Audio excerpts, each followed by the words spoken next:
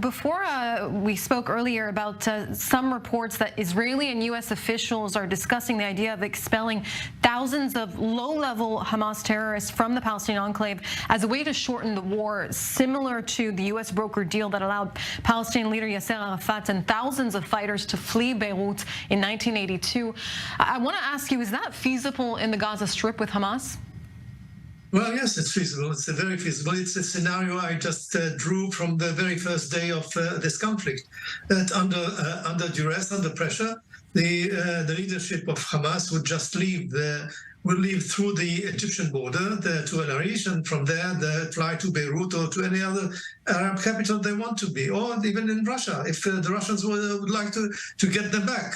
So this is a possible scenario, and I think that we shouldn't eliminate it or ignore it. This is a possibility that maybe can be brokered through Egypt, Qatar, and of course the United States.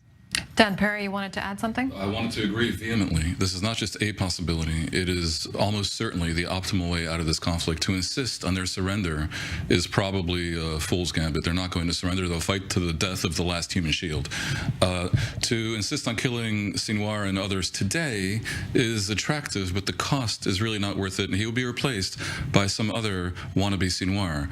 Whereas to end the war with a departure of 30,000 Hamasniks who can, for all I care, become construction workers in Qatar would enable everyone a ladder to climb down from what is an absolutely otherwise impossible situation. And I want to speak, because we've spoken about Hamas in Gaza, but we haven't spoken yet about Hezbollah in Lebanon, which has a much larger and more powerful arsenal than Hamas.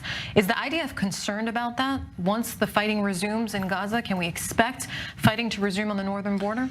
They're more than concerned. The sort of war footing that the October 7th outrage has created in Israel has created not a consensus, but I believe a majority in the Israeli public for initiating something against Hezbollah, which we haven't heard anything the likes of in decades. And that is because of precisely what you said, the concern.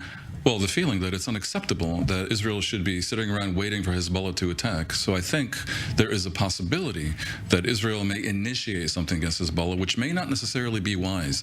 It's conceivable that the lesson they learned in 2006 still applies. You see that despite the pressure, probably also from Iran, that they do something significant these past 2 months. They really haven't. They have engaged in brinksmanship and middle-level provocations, but have been careful not to instigate a war. The question is whether Israel wants a war.